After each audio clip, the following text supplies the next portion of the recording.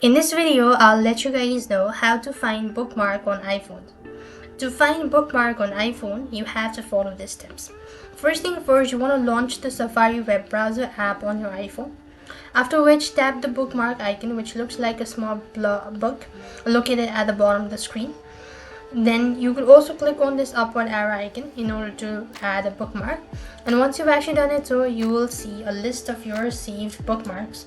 So right over here, you could go ahead and click on add a bookmark, or else you could also go ahead and save it. And once you've done saving it, then you just need to go ahead and click on the book icon, and there you could find, or you'll see a list of your saved bookmark organized into a folder like favorite or all bookmark. After which, tap on the desired bookmark to open in the Safari, and that is how it actually works.